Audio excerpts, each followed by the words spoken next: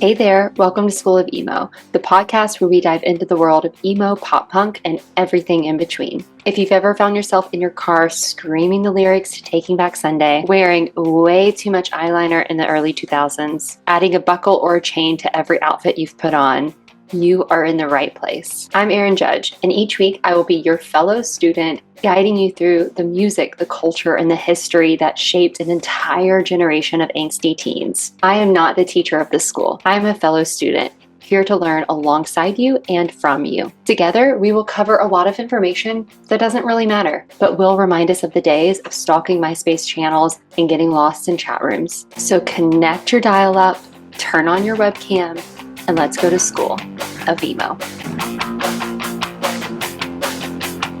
Welcome back to School of Emo. Today's episode, we are going to dive into some of the kings of the emo third wave revolution, whatever you want to call it, one of the sweetest, high-pitched, most vulnerable sounds in the scene, and that is Sleeping with Sirens, with an extra emphasis on Kellin Quinn. Our story starts in 2009, so a bit after that big push and wave of emo, kind of like what we talked about with the Pierce the Veil conversation a bit later in the 2000s, early before 2010. Starting in 2009 in Orlando, Florida, quickly relocating to Grand Rapids, Michigan, but we're going to consider them Floridian emo band members. We had a group of guys who came together and formed this kind of super group band, pulling together members from bands like For All We Know, Broadway, and We Are Defiance.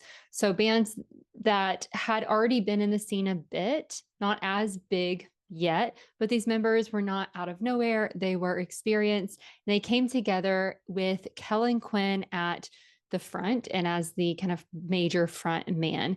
With his high tenor voice and almost ethereal vocal range, he quickly became the centerpiece of the band and even a cornerstone in the legacy that the band currently holds and a lot of their fandom. His voice is instantly recognizable. His lyrics are vulnerable. They're defiant. They have a lot of honesty to them that we would expect from this kind of post-hardcore emo space. And the band very quickly made its way into the scene and found their space in, again, an already pretty crowded, growing scene that was on its way towards a need for a revival and revolution after the height of this third wave in the mid 2000s. So our original lineup includes Kellin Quinn on vocals, Jack Fowler on lead guitar, Justin Hills on bass, Gabe Barham on drums, all still present. And then Jesse Lawson was on rhythm guitar, but then was replaced by Nick Martin in 2013, which we'll get into. So mostly still the same band that started the band back in 2009, minus their rhythm guitar. So where did the name Sleeping with Sirens come from? I was really curious in this whenever I was preparing for this episode because it's such a unique name, and especially to come a bit later on, bands were leaning into the branding of the band. Social media is already present around this time. So it seems like band names had a lot more meaning to them than maybe before. So I was really curious. And so with a little digging, the name came about during the early stages of the band's formation, particularly when they were working on their first album, which we're about to get into. And apparently lead singer Kellin Quinn was the one who kind of fully came up with the name and felt that it was clever and well suited for the sound. So the reason why Sleeping with Sirens was what they chose was because of the aspects of the underwater world, like all the sea creatures and the nice sounds that sirens make. And they wanted to create this kind of watery, vocal, ethereal sound.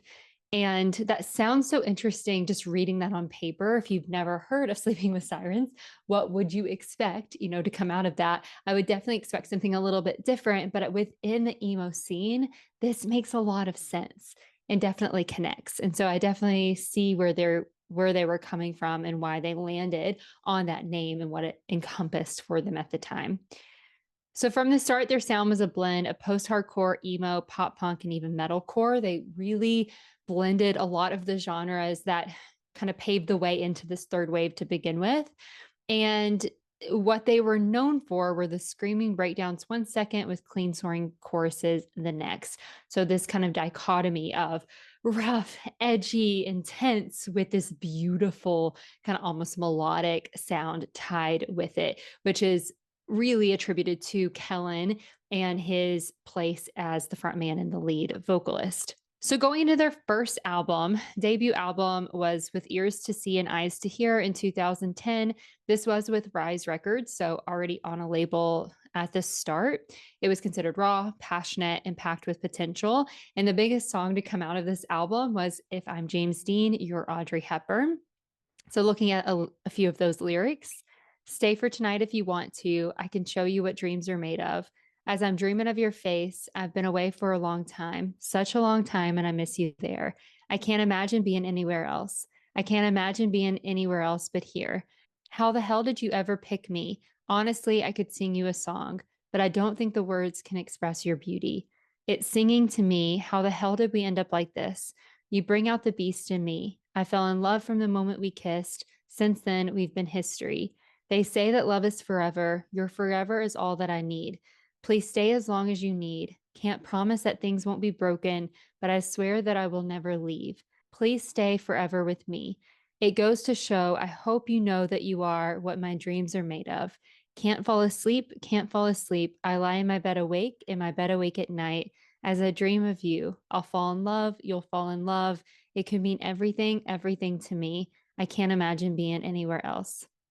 Right out of the gate, already setting the tone for all the girls to fall in love with the lyrics and the sound, but also to open the door with this kind of vulnerable, emotion filled lyricism that we all love in the emo space. And while their first album was a success with kind of paving their way into the scene, opening the front doors to the scene, it was their sophomore album, Let's Cheers to This, that truly blew up and remains their biggest album even today. So going back to an interview about this time, so the 2011 time, interview in 2012, with Alternative Press, Kellin Quinn said, that record was me figuring out who I was. I didn't know how to communicate what I was feeling, so I just screamed it. I think a lot of fans resonated with it because they were in the same place, hurting, confused, and trying to grow up fast. Everything that this scene truly does encompass, and why so many of us got into this music to begin with, but especially in those kind of teenage, early adulthood years where you're figuring yourself out, that is where this album came from for the band personally, but also with the fans that were drawn to the band at that time and continue to be fans of the band today. So if you were on Tumblr in 2011 through 2013, there's a chance that you saw If You Can't Hang lyrics on someone's sad girl aesthetic post. The song, which really came with the entire album, hit that sweet emo spot of angsty, honest, and melodically massive. Looking at the lyrics, met a girl at 17, thought she meant the world to me. So I gave her everything. She turned out to be a cheat. Said she'd be thinking for a long time, and she found somebody new. I've been thinking that this whole time, well, I never thought you'd stay. That's okay. I hope he takes your filthy heart and then he throws you away someday. Before you go, there's one thing you ought to know. If you can't hang, then there's the door, baby. If you can't hang, then there's the door. I don't want to take your precious time because you're such a pretty, pretty, pretty, pretty face, but you turned into a pretty big waste of time. I don't want to take up all your time because you're such a pretty, pretty, pretty, pretty face, but you turned into a pretty big waste of my time. You're the lowest type. You're the lowest. I met a girl stuck in her ways. She found a boy she knew she'd change. I changed my clothes, my hair, my faith to watch us go our separate ways. She said we'd grown apart for some time, but then she found somebody new. I hope Mr. Right puts up with all the bullshit that you do. Stay the hell away while I sit here by myself and figure out how I got this way. Before you go, there's one thing you ought to know. If you can't hang, then there's the door, baby. Such a teenage, angsty song. Every emo band needs one. Every emo band tends to start with one. This is one that definitely put Sleeping with Sirens on the map. It continues to be such an iconic song within the emo scene as a whole, but definitely within the Sleeping with Sirens fan base. So this era did solidify Sleeping with Sirens as the kings of the emo revival scene alongside bands like Pierce the Veil, as we covered in a previous episode of Mice and Men, as well as Bring Me the Horizon. So it was a new era of this music, but with the same heartbeat, the same roots that we saw through first wave, second wave, now into the third. They toured relentlessly, mostly through Warped Tour stages for many, many years.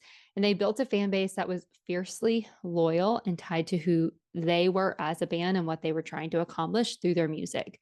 And while they were known to be kind of at the top of the scene during this time, they didn't always have the best, we'll say, fan experiences, maybe to those who weren't already attached to the band. There's an underlying tone of what might have been going on behind the scenes early on and through many of these like first half album years that then led to chaos a little bit on stage. So looking back at a Reddit thread from 2012, so right around this time after this album was released, they recount a Warped Tour experience and said, I saw them yesterday in KC. I wasn't really planning on going to their set, but my girlfriend was really excited to see Kellin, so I went instead of seeing Oh Sleeper. Halfway through the set, he stopped and called out some quote unquote fat guy in a yellow shirt for flipping him off. He went on a rant about how the middle-aged guys in the crowd don't like his band because they can't get laid like he can. He then urged all the people who didn't like his band to throw all of their garbage at him for the next song. The crowd then began throwing all of their water bottles, etc., at him for the next song. The guitarist then went backstage to take cover, and all the roadies went on stage to try and block the water bottles from hitting other bandmates. After the song, the set continued normally, but it really left a sour taste in my mouth. I wasn't impressed. This isn't necessarily abnormal for Warped Tour and festivals at that time, especially within this scene, right? You ask a bunch of angsty, angry, sad, heartbroken, struggling teenagers, young adults to entertain you, to connect with you, and then you put them on a stage with some success and power. And of course, chaos will happen. But like most of the bands at this time, there were these threads of addiction and struggle happening behind the scenes. And I want to get into it now before we get into some of the other albums, because I do think it's going to be the thread that ties even some of the changes in the lyrics that we see throughout upcoming albums. And if you were a fan around this time, you probably remember some of these kind of ups and downs of the band's outward experience, especially with their fans. So behind the scenes, Kellin was struggling with addiction, particularly around alcohol, and he's opened up about it in the many last years, in the 2020s and beyond. But he said at the height of Sleeping with Sirens fame, so Feel the Madness era, kind of around this time and a little after, he was battling demons behind the scenes, on tour, at home, and in private. He's talked candidly about using alcohol as a crutch, especially as the pressure of fame, identity, and expectations mounted. For a long time, he was spiraling, even as the band kept moving forward. So in 2020, amid the isolation and the self-reflection of the pandemic, he made a life-changing decision to get sober. So not that long ago. So most of their career, this was kind of happening again behind the scenes. Like many other bands, and like many, again, you're taking someone who is vulnerable, full of angst and pain and this kind of rawness, you're putting them in a space where they're connecting over that. And then you give them power and fame on top of that, wanting them to stay in that spot so that they're connecting through their music. Of course, you're going to see things like this. We see this with so many of the bands that we've covered, and it makes sense. It happens, right? But that was happening for him. So since then, he's spoken out about the power of therapy, support systems, and intentional healing. He credits his family, so especially his wife and his daughter, with keeping him grounded. And with his return to screaming on how it feels lost, a little precursor to what we'll see later on, that wasn't just a musical choice, it was a symbol of reclaiming himself. So in an Instagram post celebrating his sobriety milestone in the recent years, he wrote, I don't need to numb anything anymore. I'm proud of the man I'm becoming. So his honesty has made a massive impact on fans, many of whom are navigating addiction, recovery, or the mental health roller coaster that comes with existing in this world. So Kellin Quinn didn't just survive the scene, he survived himself, and that gives his lyrics a whole new weight. So if we think about this time in this era, this was some of the height of their success, but there were also some of these things going on behind the scenes. Now, we didn't see them face, many allegations or break up and all this other chaos that we see with so many other bands, which is a gift for them, I'm sure. But we do know that there is this kind of underlying thread of chaos that is still happening. And I'm sure that can lead to chaos within the band members. Like addiction is not something that is easy to deal with yourself, but also with those that you love, you work with, whatever it may be. But that leads us to the next chapter where things truly explode and get a little tricky with fans, with the music, with the trajectory of Sleeping with Sirens.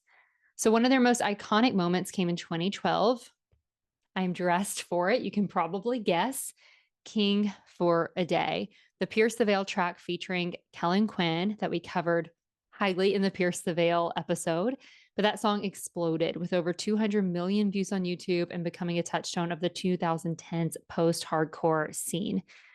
Kellin Quinn made that song so much more than it would have been just with Pierce the Veil. The pairing of Vic and Kellin is iconic. It remains iconic. It's still going today. When We Were Young 2024, they performed it together. They're touring together now, performing it together. I'm going to see it in I think exactly 2 weeks from this date of me recording, not me posting. I think you'll get this before or after that concert even happens. But it's iconic, and they knew it was iconic. And it really did push both Pierce the Veil and Sleeping with Sirens forward even more into the scene than they already were. So by 2013, even though they were at the height of their fame, things did start shifting a bit with the band. And this was kind of led by Jesse Lawson leaving the band and being replaced by Nick Martin, who had come from Undermined and Destroy Rebuild Until God Shows, some other bands in the scene. And then in 2013, they released the album Feel, which leaned heavily into more of a polished pop rock sound. And some fans loved it. Some fans did not. And they missed the kind of grittiness, more punk, true emo underlying tones that came with the earlier albums. So even today, if you look at the streams of this album compared to the ones that came before it, it's definitely much lower and less known, or I guess loved, in terms of how it's appreciated and listened to and how many people go back to it. So with an interview in 2015 with Rock Sound, Kellin was reflecting over this time in 2013 and said, "I was struggling a lot with anxiety during Feel. We were successful, but I really felt disconnected. I thought success would fix things, but it just amplified what I hadn't dealt with inside."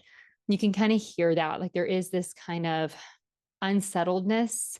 You can feel the chaos in this time, which is likely why maybe it didn't connect quite as heavily with the fans. Anxiety and creativity don't go that well together. So then in 2015, we got Madness. And then in 2017, we got the album Gossip.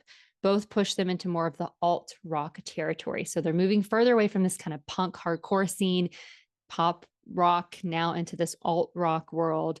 Critics were mixed on both of these albums, some accusing them of abandoning their roots, but the band defended the evolution, saying it reflected where they were in their life. So again, a Loudwire interview of Kellin Quinn in 2018, looking back on Gossip in 2017, he said, "Gossip was a weird time. I wanted to write a more positive record because I was tired of being sad all the time. But honestly, I was still pretty broken. I think fans could tell I wasn't being totally real with myself yet." So again, kind of faking it till you make it, but sometimes that does not always connect in a world of creativity and music. Now, if we do look at Madness, there is one song that does remain to be a bit more popular. It's the most popular song according to streaming on Madness, and it's called Better Off Dead. So look at the lyrics. She said she wants to end it all when she's all alone in her room. She cries. The way she feels inside is too much for her. When all you got is these four walls, it's not that hard to feel so small or even exist at all. How come no one heard her when she said, maybe I'm better off dead? If I was, would it finally be enough to shut out the voices in my head? Maybe I'm better off dead, better off dead. Did you hear a word? Hear a word I said. This is not where I belong. You're going to miss me when I'm gone, gone, gone. This is not where I belong. You're going to miss me when I'm gone. She doesn't know she's beautiful. because no one's ever told her so. And the demons that she has are all she knows. And maybe she can fall in love with someone in her life that she could trust and tell her she's enough. How come no one heard her when she said, maybe I'm better off dead? If I was, would it finally be enough to shut out all these voices in my head? Maybe I'm better off dead, better off dead. Did you hear a word? Hear a word I said. This is not where I belong. You're going to miss me when I'm gone. This is not where I belong. You're going to miss me when I'm gone. I think many of us, especially as we've gotten older, can relate to that song. I see why it took off. I think the lyrics alone, it maybe should have taken off more and connected more than it did. I think reworking that, putting it on a different album, like it needs its own revival because that is a too close to home of a song with the lyrics. So we're going to move on from that. But during this time, Kellin told Alternative Press, we're not going to be the same angry 20-year-olds forever, but we're still emotional that never left. So really defending that they were still true to their roots, that they were still the emo band that everyone loved, but they were going for more of a mature sound. It just wasn't quite there yet. However, things did start to turn, and the fans, thankfully, stayed inside for a lot of that. So the Sleeping with Sirens fan base has always been more than listeners. They are a true community, consider themselves a community, and they've been through it with the band, the breakups, the controversies, the musical pivots, the comebacks that we are going through now. And Kellin Quinn became this kind of emo icon that he remains even today, not just because of his voice, but also his vulnerability. So he's talked openly about his mental health, his family, the pressures of the spotlight. And this has resonated with fans who've also had their own struggles through similar things. They've been able to relate, especially as we, as a fan group of the emo space, have gotten older alongside these bands that we love. There's a lot of connection that we have over experiences that come with just life and the changes in life. And when band members, not only through their music, are honest and open about these experiences that they're having to connect to us fans as we are dealing with it too, but then they also go out of their way in interviews to open up, or podcasts. Kellin, if you want to come on, let's talk. Or even on their own social channels, or in whatever medium it can be, at their shows.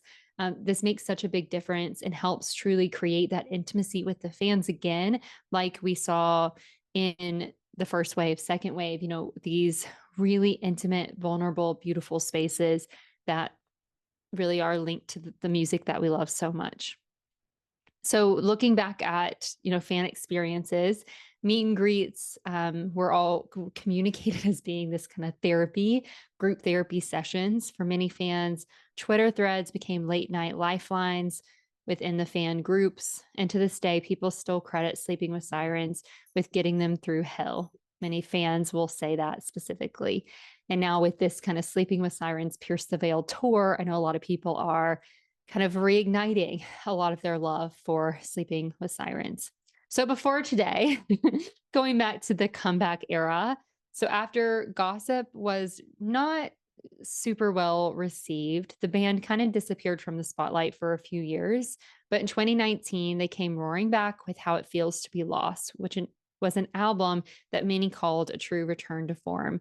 Screams were back, the angst was back, the raw emotion was back. So this is where Kellin mentioned, like, he was kind of back to who he truly was. And the screams were kind of like a way to reclaim that. In a 2019 interview with Kerrang, Kellin said, that record was me waking up. I had to face everything I had been avoiding: my addiction, my depression, my need for approval. Getting sober made the lyrics mean something again. I wasn't just writing, I was healing. So again, more honesty, not faking it, not led by anxiety, but led by vulnerability and honesty. So looking at Leave It All Behind from the How It Feels to Be Lost album, lyrics: when you look at my life, tell me, what do you see? I'm only human, so don't expect too much from me. I lost my faith. What have I become? I don't think I can be safe from what I'm running for. Will you remember me if I were to fall into the sky? And what will they think of me if I leave it all behind? When I leave it all behind? Would you be surprised if I gave up tonight? I'm barely breathing. I want to kill the pain I feel inside. But I won't quit for the people I love. So I'll say I'm fine until the day I effing see the light. Will you remember me if I were to fall into the sky? And what will they think of me if I leave it all behind, when I leave it all behind? If you feel like you are nothing, if you feel like letting go, I'll be your hope and you are hopeless. Together we are not alone. You're not alone. Will you remember me if I were to fall into the sky? And what will they think of me if I leave it all behind, when I leave it all behind? So honest and vulnerable and mature. Like this is truly growing up and mature, connected to those roots that fans wanted so deeply that now they have. In a 2021 interview, kind of leading into this album, Kellin said, "Becoming a dad really changed me. I want to show my daughter that it's okay to feel things. Especially as a man, we're taught to shut it down, but music gave me permission to feel, and I want her to have that too." So again, that maturity is present. So then in 2022, they dropped Complete Collapse, continuing that heavier, more honest sound. And this is where we got tracks like Crosses and Bloody Knuckles that showed that they could evolve without selling out their core identity. So today, the band is still active, still touring, still making music for the misfits and the misunderstood. And this album really encompassed that and has been kind of a driving force of that for the last few years. Looking at Bloody Knuckles and the lyrics, "You always said I'd be a disappointment, that I'd be nothing and I'd probably lose it all. You thought that I would trip and fall, but you'll never see me beg or crawl. Can't take it, won't fake it, punch a hole through the wall, try to break it. Can't change it, rearrange it, so I guess that I'll just have to face it. This is Bloody Knuckles and I'll show you how to play. It's the only way to escape from all the pain, yeah. We bought a one-way ticket because we're sick of it all. Pack your bags, we're going. At the bottom, we've got no reason to lay low. Like you care anyway, no. Here, take one last breath. You can take all you can till there's nothing left. We'll never do what you say, no, until we drop dead, never let go. Another day, another disappointment. My head is tripping, might as well just slip away. You think I'm crazy anyway, you all think I'm crazy. Won't give in, never fit in. It's a knife in the back that you twist in. You dig in, don't pretend I'm already down, but you keep on pushing. Life is a fight, but you don't ever fight fair. Beat us to the ground, but we never stay there. We bought a one-way ticket because we're sick of it all. Pack your bags, we're going. At the bottom, but we've got no reason to lay low. Like you care anyway, no. Here, take one last breath. You can take all you can till there's nothing left. We'll never do what you say, no, until we drop dead, never let go." During an Instagram live Q&A in 2023, Kellin said, "I used to think being vulnerable made me weak. Now I know it's the opposite. Being open about my mental health, my sobriety, all of it, it's made me stronger and it's connected me to fans in a real way." So we see that. And that makes me very excited as someone who, I've liked Sleeping with Sirens top hits. I mean, I've told you guys my own personal story within the scene in the emo space and growing up and, things that have come up in the later 2000s to 2010. So past 2006. I haven't always followed as deeply. And so I wasn't necessarily a big fan of Sleeping with Sirens at the beginning. I never went out to listen to them, right? So I became a fan of some of their hits, obviously that collab with Pierce the Veil as I've gotten into them.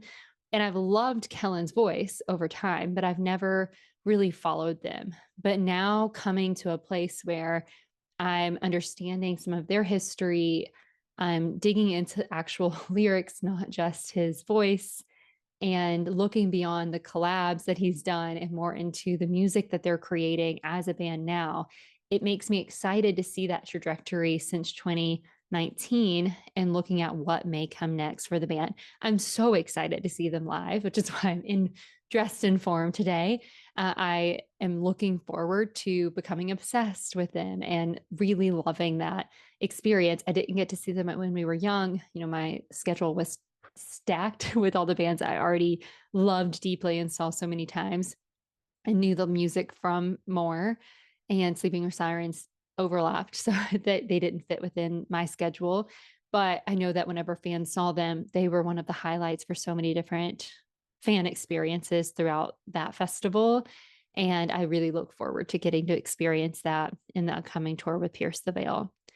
So while Sleeping with Sirens may not have been the most critically adored emo band, they were essential, especially within that third wave and revival of emo in the scene. They gave voice to kids who didn't know how to scream their pain and melodies to those who just needed something to hold on to.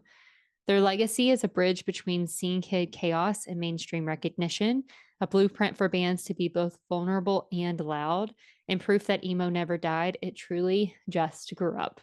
And it's okay to be a bit messy as you grow up and to lose your footing a little bit and come back to it. That's part of becoming an adult and navigating life and life experiences that we all walk through. And it's really beautiful to see a band encompass that, struggle through it, and continue to push forward to connect with their fans and continue to build and create their legacy moving forward. I will do a recap after the Pierce the Veil show here in Nashville, after seeing Sleeping with Sirens live, and to let you know how that went. Probably put those together as a recap. So be listening, keep tuning in. That will come very soon. And if you liked this episode, if you have a story that you want to share, please share it in the comments, leave a review, something positive, please. If you want to come on the podcast and talk about some of your experiences with this band, others, you can find my email address in the show notes. I would love to have you on. And whether you want to engage and be an active part of this community or a listener, just connecting and learning alongside me, I appreciate it. I'm so glad you're here, and I will see you in our next class.